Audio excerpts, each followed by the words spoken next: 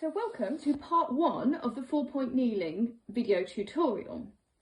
Now part 1 here is designed to introduce you to the position and give you an idea of whether it's appropriate for you to move on to part 2 straight away or not. Now 4-point kneeling, if you're not sure, is basically like a table position. So it's hands underneath shoulders and knees underneath hips.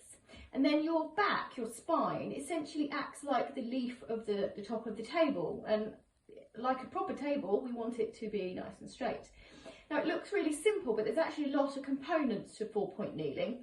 A lot of joint awareness needs to be present. So we have some shoulder awareness, we have some neck awareness, we've got spinal awareness position. We've also got the position of the hips, getting it right so that they are vertically stacked along the long bone of the thigh, and also wrist position and elbow position. So there's a lot really to consider when you're taking a 4-point kneeling position, as well as the muscles that you want to feel engaging just in the basic position.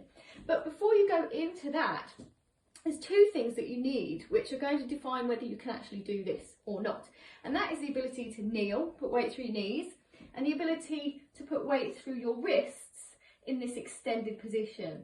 Now those are 2 quite common problems that we will encounter, but there are things you can do about it. So if you fall into the category where kneeling or putting weight through your wrists is a problem for you, then have a look at one of my other videos for each of those problems.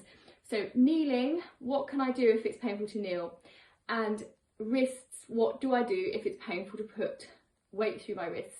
And hopefully there may not be a solution, but there might be some ideas there that you can give a go that will then make the 4-point kneeling position accessible to you.